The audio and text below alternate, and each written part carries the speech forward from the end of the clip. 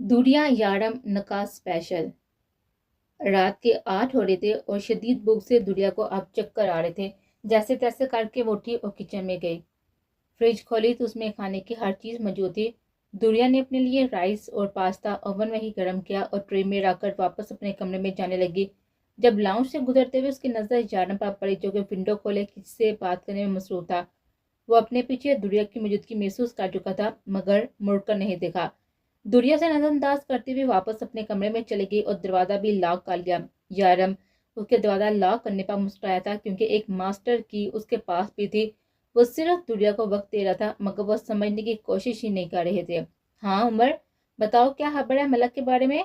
यारम ने उमर से पूछा, जिसने जरूरी कॉल की थी, वरना यारम ने किसी और काम के लिए उसे कॉल करने से मना किया था। सर, मलक कुछ बहुत ही बड़ा प्लान कर रहा है, आप ध्यान रखिएगा अपना और मैम का, क्योंकि वो कल सुबह के फ्लाइट से दुबई आ रहा है और वो भी अपने बेटे के साथ। जितना जल्दी हो सके अब दुरिया मैम को लेकर किसी और जगह पर शिफ्ट हो जाए।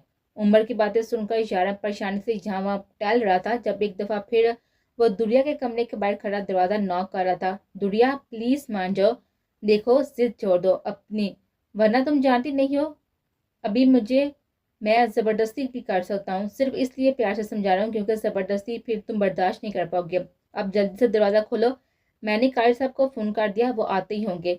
चलो जल्दी बाहर आओ, फिर कल हमने पाकिस्तान भी जाना है, अगर तुम नकाह के लिए मान गए, वरना अगर नकाह ना भी हुआ तो रहना तभी मेरे साथ। या तुम समझ रही हो ना बेबी कि मैं क्या कहना चाह रहा हूँ? अगर पाकिस्तान नहीं जाना और इधर ही रहकर मेरे क्यूट से बच्चों की मामा बनना है तो मुझे कोई और ऑब्जेक्शन नहीं है। वैसे बगैर शादी के लिए अगर तुम मेरे बच्चों की मामा बन गई तो लोग क्या कहेंगे, यू नो ना। आहर में यारम की फुलझड़ी सुनकर वो अंदर बैठी बैठी काम की थी। वो ऐसी जिंदगी का सोच भी नहीं सकती थी। तभी यहाँ वहाँ कुछ ढूंढने लगी और सामने टिबा पड़ी हुई फल्लू की बास्केट में से उसे छुरी नजर आ ही गए थे। मैं आपसे शादी नहीं करूंगी, नहीं करूंगी, सुना आपने? उससे अच्छा है कि मैं मर ही जाऊं। दुरिया की रुंधी हुई आवाज सुनकर उसे एहसास हुआ कि वह कुछ बहुत ज्यादा ही बोल गया, मगर वो भी तो नहीं मान रही थी ना, तो वो तो बस उससे डरा रहा था। उससे पहले कि दुरिया अपनी इकलाई काटती, यार्म ने मास्टर की से दरवाजा खोला और दुरिया के हाथ में छुरी देकर शॉक्ड हुआ। यार्म को अंदाजा देकर दुरिया ने छुरी का रुख उसकी तरफ किया। देखें, अगर आप मेरे पास आए तो मैं आपकी जान ले लूंगी, दूर रहे मुझसे। कांपते हाथों से छुरी के जन्म किए वो रो रही थी, उसके आंसू यार्म के दिल पर गिर रहे थे। मार तो तुमने बहुत ही पहले दिया था मुझे, तुम्हारे इस मासूम चेहरे ने और तुम्हारी इस लौंग ने, जो मुझे अपनी जानिब खींचता है। कहते कहते आहिस्ता आहिस्ता कदम उठाते उसकी तरफ बढ़ने लगा, जबकि दुरिया पीछे होते होते अब दीवार के साथ लग गए थे। यारम उससे सिर्फ चंद कदम के फासले पर था। देखें शाह, मैं सच में आपको मार दूंगी अगर आपने एक भी कदम और बढ़ाया, तो प्लीज चले जाए यहाँ से। यारम के बिल्कुल करीब पहुंच गया था। उससे पहले कि वो दुरिया का हाथ पकड़ता, दुरिया ने उसके बाजू पर वार किया था। हमला इतना शदीद था कि यारम एकदम लड़खड़ाया और इसी बात का फायदा उठाकर वो यारम को दिक्कत देती बाहर के जानब भागी थी। गाँव काफी गहरा था और खून बुल भल के नीचे गिर रहा था, मगर वो तेज से दुरिया के जानब भागा और बाहर का दरवाजा खोल रहे थे, मगर वो लॉक था। उससे पहले कि वो दरवाजा खोलकर बाहर जाती, यारम ने उसे पीछे से पकड़कर अपनी जानब खींचा था और एक जोरदार थप्पड़ मारा कि वह लॉन्च में रखे हुए टेबल से टकराए थे। एक चीख निकली थी उसके मुंह से और वो जारू की तरह रोने लगे थे। यार मेरे साथी से उसका बाजू पकड़कर उसे उठाया, उसका जबड़ा हाथों से पकड़ा के मुंह अपनी जानब किया था। तुम्हें कहा था ना कि सीधी तरह मान जाओ, मगर नहीं, तुम्हें तो मुझसे दूर जाना था ना। एक बात अपने दिमाग में बिठा लो कि तुम यारम शाह की कैद से मर कभी आजाद नहीं हो सकते। तुम्हारा जीना मरना अब मेरे साथ है और तुम्हें नकार नहीं करना तो मत करो, मैं ऐसे ही तुम्हें अपना सकता हूँ। दुरिया तो उसका नाम सुनते ही शौक में आई थी और उसकी बातें सुनकर वो डूब मरना चाहते थे। यारम ने उसका मुंह जोर से छोड़ा था, उसका बाजू पकड़कर उसे खींचते हुए कमरे लाकर बेड पर पटका था और दरवाजा भी लॉक किया था। यारम को शर्ट के बटन खोलता देखकर दुरिया के ओसान हता हुए थे। मतलब वो अपनी हवाइश की तकमील के लिए इस हद तक जा सकता है, वो सोच भी नहीं सकती थी। विशिषा प्लीज मत करें, मैंने क्या बिगाड़ा है आपका, जाने दे मुझे, ऐसा जुल्म मत करें मुझ पर प्लीज। वो रोती भी उसके आगे इल्तिजा करती, मगर वो सुन कहाँ रहा था। शर्ट उतारकर दूर उछाली थी और एक सराइये से दुरिया को अपनी जन्म खींचा था। दुरिया कट्टी डाल की तरह उसके कंधे से आग लगी थी। यारम ने उसका मुंह पे जन्म किया, थप्पड़ के निशान उसके चेहरे पर देखकर उसे खुद पर गुस्सा आया था, तभी अपने होंठ उसके गल पर आ दिए थे। दुरिया को जैसे करंट लगा था, वो हाथ छुड़ाती पीछे होती, उससे पहले ही यारम ने उसके होंठों को अपने होंठों में कैद किया था। दुरिया शिद्दत से यारम को पीछे धकेल थी, मगर आज वो पीछे होने का नाम तक नहीं ले रहा था।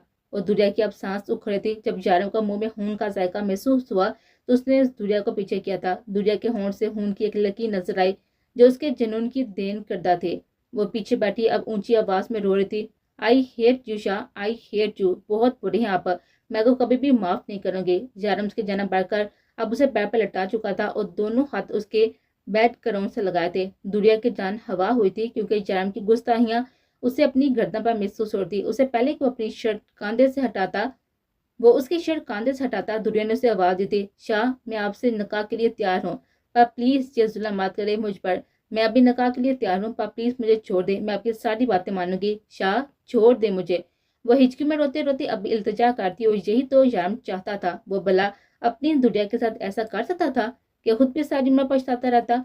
तभी बेड से उठकर शर्ट पहनी और दुरिया के जन्म से रुख मोड़ा था कि वो जिस बिखरी हालत में थी, जारम को खुद पर ही गुस्सा आ रहा था। मौलवी साहब आने वाले हैं और अब अगर तुमने कोई भी गड़बड़ की या खुद को नुकसान पहुंचाया तो याद रखना कि यारम शायद तुम्हारे साथ वो सलूक करेगा जो आज तक तुमने सोचा भी नहीं। उठो और जाकर फ्रेश हो, हुलिया दुरुस्त करो अपना। उससे वार्न करता हुआ वो लाश में आया था और अपना बाजू देख रहा था जिससे अभी तक खून टपक रहा था।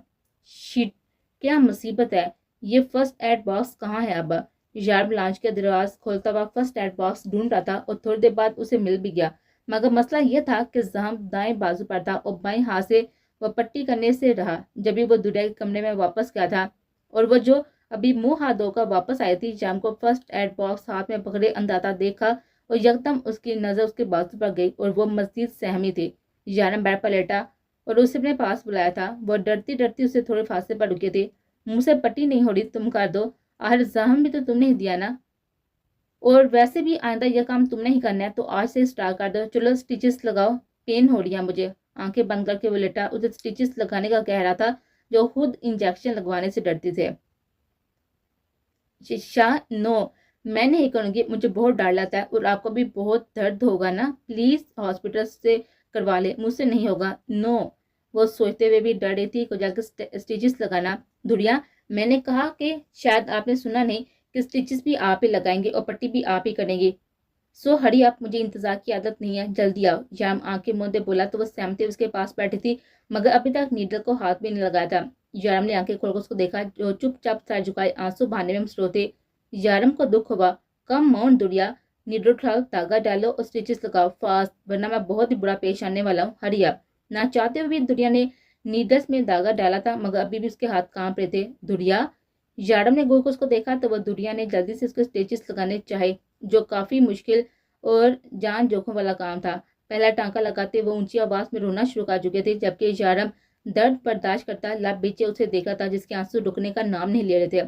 5 टांके लगाने के बाद दुरिया ने सुई धागा बॉक्स में पटका था और हाथों में मुंह दिए रोने लगे थे। जारम को दर्द भी हो रहा था और उसकी हरकत पर हंसी बार थी, इसलिए सीधा होकर उसके हाथ मुंह से उठाए उसे अपने साथ लगाया था। आप बहुत बुरे हैं शाह, बहुत ज्यादा, मैं कभी बात नहीं करूंगी आपसे।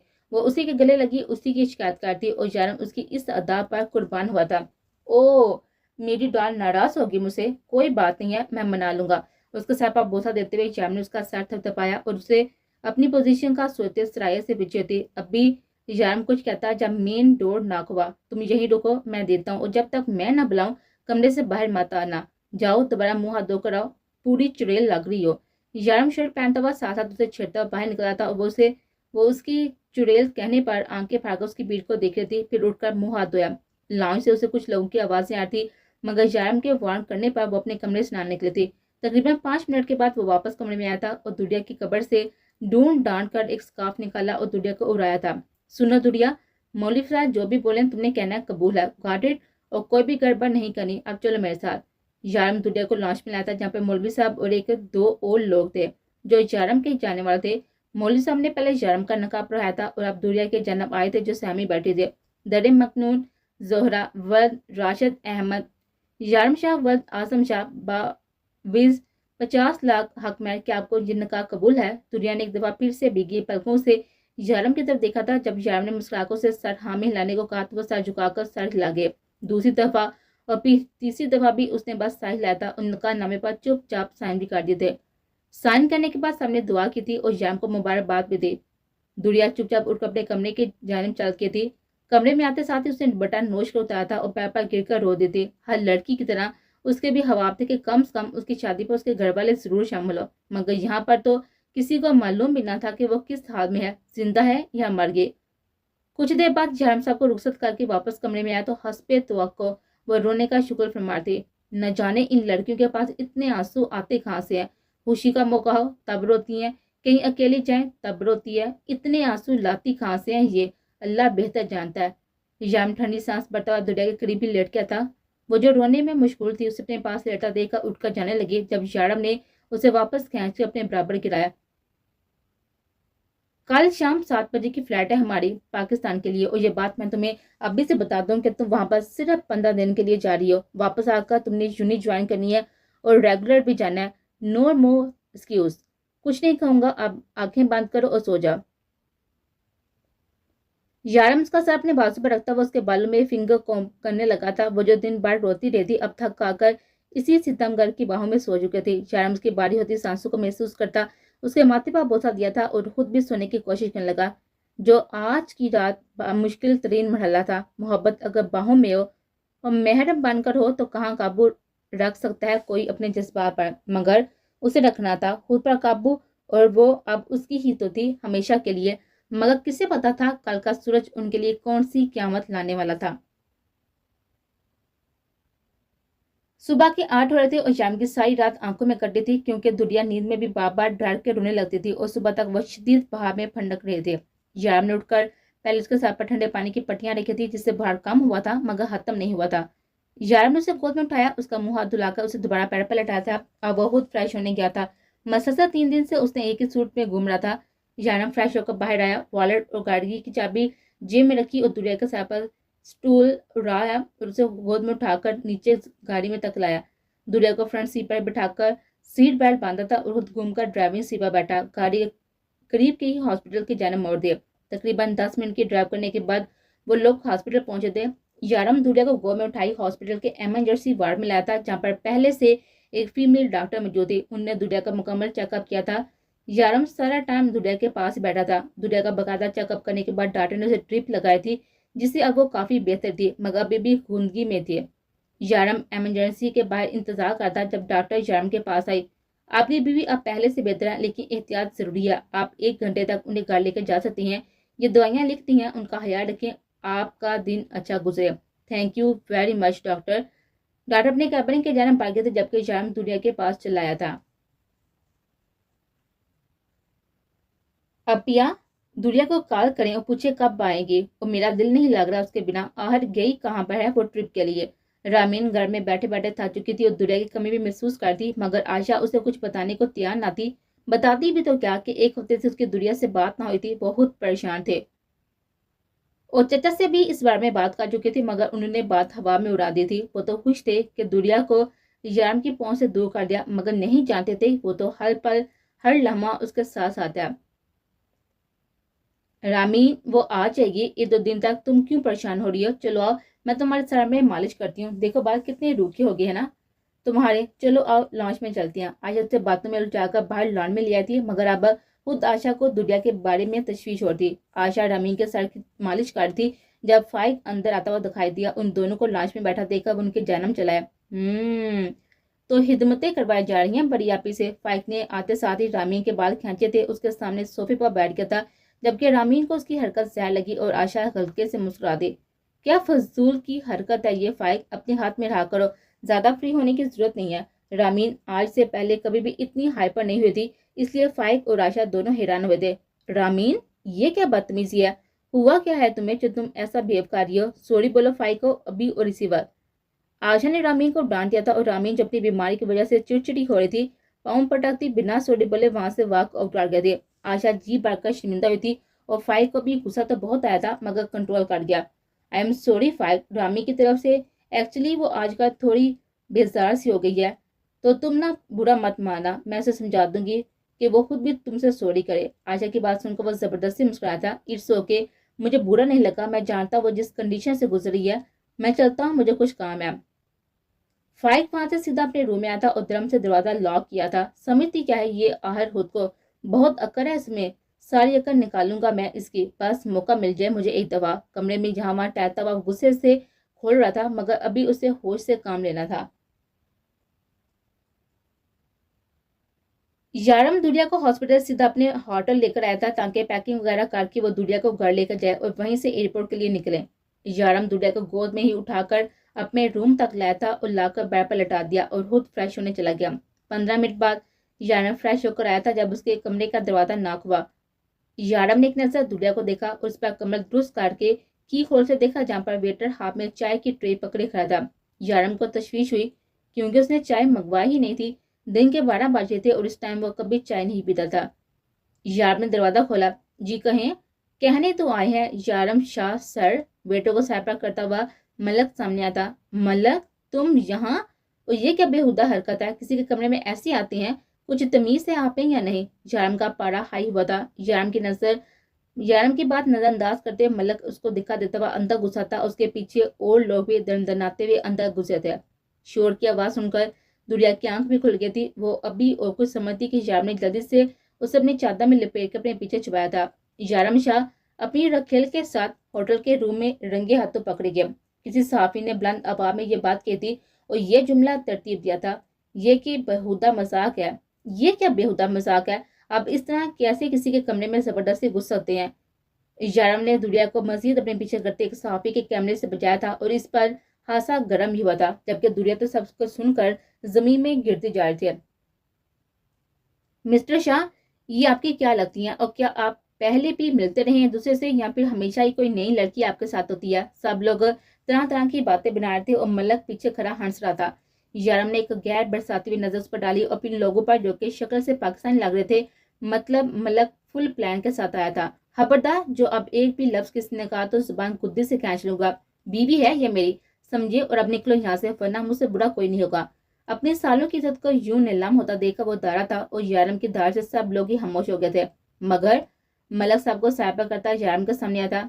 मिस्टर शाह, आप कैसे कह सकते हैं कि ये बकौल आपकी बीवी है? आपकी कोई रिश्वत, कोई सबूत, कोई निकाहनामा, कोई गवाह तो होगा ना? मलक यारम से कहते इन सब लोग ही जाना मुरा था। यह शख्स गलत बयानी से काम ले रहा है और अपने नाजायज ताल्लुकात को बड़ी चालाकी से जायज बना रहा है। मलक की मकारी बात यारम को शदीद ताव आया था। जी है मेरे पास सबूत, मगर फिलहाल आप लोग निकले यहाँ से बाहर जाएं। मेरी बीवी डर रही है, जाएं अभी यहाँ से। और अब होटल के मैनेजर हैं, अब यहाँ पर खड़ा तमाशा क्या देख रही है? निकाले सब को बाहर वरना मैं आप पर केस कर दूंगा। यारम दुलिया को एक नजर देखते हुए चबा चबा कर बोला। होटल मैनेजर अपनी और अपने होटल की साख खराब होने के डर से सबको जबरदस्ती बाहर निकाल रहा था। यारम ने सबको बाहर जाता हुआ देखा, दरवाजा लॉक किया और दुलिया को अपने सीने से लगाया जो कि कांप रही थी डर से। शीशा वो क्या कह रहे थे? प्लीज मुझे सबसे छुपा लें, वो बहुत ही गंदी बातें बोल रहे थे। शीशा दुरिया रो रही थी और उसका एक एक आंसू यारम के दिल पर गिर रहा था। दुरिया मेरी जान, रिलैक्स, कुछ भी नहीं हुआ। इधर इधर देखो, कुछ भी नहीं हुआ है। आप यहाँ पर बैठो, मैं अभी वापस आता हूँ, ओके? दुरिया को बेड पर लटाते यारम ने उसके गाल के से आंसू साफ किए, मगर दुरिया ने उसके जाने वाली बात सुनकर उसके शर्ट का कॉलर पकड़ा था। नहीं, वो फिर से आ जाएंगे, आप कहीं मत जाएं प्लीज, मुझे बहुत डर लग रहा है। दुरिया ने उसके गाल में बाजू डालकर उसके गले लगी थी और यही यारम की बर्दाश्त खत्म हुई थी। उसने बीच कर दुरिया को गले लगाया था। एक आंसू निकला था यारम की आंखों से। उसने दुरिया को और सख्ती से खुद में बीचा था। दुरिया को अपनी हड्डियां टूटती हुई महसूस हुई थी, तब भी वो कसमसाई थी और यारम से छोड़ दिया था। 5 मिनट में वापस आ जाऊंगा दुरिया, ट्रस्ट मी। अब यहीं रहो, मैं यूं गया और यूं आया, ओके माई डॉल। यारम दुरिया के आंसू पहुंचता उसके माथे पर बोसा देता कमरे से बाहर निकला था, साथ ही दरवाजा लॉक करना ना भूला था। यारम अपना सामान और होटल से चेकआउट करके दुरिया को लिए हुए उसके फ्लैट आया था। दुरिया सारे रास्ते चुपचाप बैठी रही थी, जबकि यारम के दिमाग में बहुत कुछ चल रहा था क्योंकि आज जो कुछ हुआ था वो सब जरूर मीडिया तक पहुंच चुका होगा और यही बात परेशानी की थी। गाड़ी फ्लैट के पास आकर रुकी तो दुरिया जो कि अपने ख्यालों में गुम थी एकदम चौंकी और मुड़कर यारम की तरफ देखा जो उसकी जान देख रहा था। उसकी तरफ एक नजर देख कर दुरिया ने नजरें झुका ली और गाड़ी से उतरे। यारम भी उसके पीछे उतरकर उसके पास आया था। दोनों ने एक दूसरे से नजरें चुराते हुए आगे पीछे फ्लैट में डाल हुए थे। दुरिया जाकर फ्रेश हो जाओ, मैं तब तक तुम्हारी पैकिंग कर देता हूँ, फिर एयरपोर्ट के लिए भी निकलना है, ओके? दुरिया उसके वापस साल लाती हुई अपने कमरे की जन्म बैठ गई थी, जबकि यारम लॉन्च के सोफे पर डेड हो गया था। मलक, तुमने अच्छा नहीं किया मेरी पर्सनल लाइफ में इंटरफेयर करके। अब तुम सोच भी नहीं सकते कि मैं तुम्हारे साथ क्या करने वाला हूँ। अब तैयार है ना मेरे वार्ड के लिए? 2 घंटे बाद वो दुबई एयरपोर्ट पर मौजूद थे। 1 घंटा बाद उनकी फ्लाइट टेक ऑफ करना था। याम ने दुनिया की जाम देखा जो कि पिंक फ्रॉक के साथ ही जीन्स पहने हुए उदास सी बैठी थी। चेहरे पर अभी भी बुखार की वजह से सर्दी फैली थी और रोने की वजह से आंखें भी सूजी हुई थी। यारम को एकदम ही अपनी गलती का एहसास हुआ, मगर अब क्या हो सकता है। वो कहती है ना कि प्यार हो या जंग, हमेशा ठंडे दिमाग से सोचना चाहिए, वरना बाद में पछतावे बढ़ जाती हैं। और यारम के साथ भी यही हुआ था। वो आप भी दुनिया से जबरदस्ती निकाह करके उसकी हालत देखकर पछता रहा था, मगर गुजरा वक्त वापस थोड़ी आ सकता है। यारम को याद आया था कि दुनिया ने कल से कुछ भी नहीं खाया। शीट, मैं कैसे इतना लापरवाह होता हूँ दुनिया के मामले में। दुनिया, यहीं बैठो, फ्लैट में अभी टाइम है, मैं कुछ खाने को लेकर आता हूँ, परेशान मत होना, ओके, मैं यहीं सामने हूँ। यारम दुनिया का गाल थपथपाता पास बने हुए टिक शाह पर गया था और दुनिया की नजरों से आहर तक उसका पीछा किया था और फिर से नजरें झुकाकर कल से अब तक सोचे जाने वाली बात पर परेशान हो रही थी कि आहर वो घर में सबको कैसे बताएगी, उस अपने चाचा को कैसे बताएगी जिन्होंने इतना इतबार करके उसे इतनी दूर सिर्फ उसकी स्टडीज के लिए भेजा था, ताकि इसके लिए वो किसी भी घर वालों को बताए बिना निकाह कर ले। और यही बात उसे अंदर ही अंदर खाई जा रही थी। और सुबह वाला वाकया फिर से उसके जहन में ताजा हुआ था।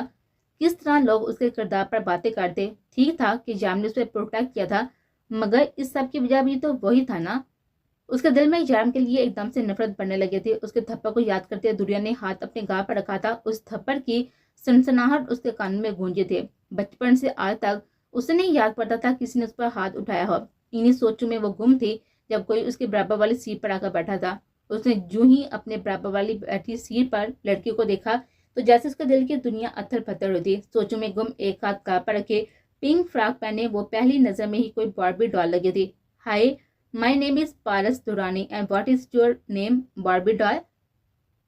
पारस ने अपना हाथ दुनिया के सामने किया था जिस पर वो चौंकी थी। उस लड़की की जन्म देखा था जो कि 22-23 साल की उम्र का था। ब्लू टी शर्ट और जीन्स पहने, हाथ में मुख्तलिफ किस्म के बैंड्स बांधे, चेहरे पर मुस्कुराहट लिए उसी को देख रहा था। एकदम भी दुनिया ने यहाँ वहां देखा था, क्योंकि यूनिवर्सिटी का पहला दिन वो भूली ना थे जब एक लड़के ने उसे छेड़ा था और शान ने उसकी ठीक ठाक तुरकत बनाए थे। उसे यहाँ वहां देखते हुए देख कर पारस को अजीब लगा था, जैसे वो डर रही हो किसी। इज एवरीथिंग ओके, पारस ने उसके सवाल किया था और दुनिया से दूर होकर बैठे थे। अरे, आप डर क्यों रही हैं? मैं खा थोड़ी चाहूंगा आपको, अच्छा खासा हैंडसम दिखता हूँ और आप हैं कि डर रही हैं मुझसे। पारस फिर से उसके साथ होकर बैठा था और दुनिया ने सामने से आते हुए शाह को देखा। आप प्लीज यहाँ से चले जाइए, वो आपको गुस्सा करेंगे, आप जाएं। पारस ने दुनिया की भीगी हुई आवाज और नजरों की सीमा देखा और पॉकेट से एक कार्ड निकालकर दुनिया की गोद में रखा। कभी भी कोई भी परेशानी हो आप मुझे कॉल कर सकती हैं। इस कार्ड पर मेरा पर्सनल नंबर है, मैं बिना एक भी लंबा जाया किए हुए आपके पास पहुंचूंगा। यह पारस दुरानी का वादा है और मैं अपने वादे से कभी मुकरता नहीं हूँ। पारस वहां से उठकर थोड़ा सड़क पर बैठा था जहां से वो दुनिया को बआसानी दे सके। दुनिया ने कार्ड जल्दी से अपने बैग में रखा और सीधे होकर बैठी थी। तभी जारम दुनिया के पास आकर बैठा और एक सैंडविच और जूस उसकी तरफ बढ़ाया था, जिसे दुनिया ने चुपचाप थाम लिया। दुरिया, सब ठीक है? तुम इतनी टेंस क्यों लग रही हो? किसी ने कुछ कहा है क्या? बताओ मुझे। यार ने दुरिया के कांपते हुए हाथ थाम कर पूछा था। नहीं शाह, ऐसा तो कुछ भी नहीं है, यूं ही वो बाहर की वजह से ऐसा फील हो रहा है ना, बाकी तो कोई बात नहीं है। दुरिया अपनी लड़खड़ाती जुबान पर काबू पाती हुई बोली।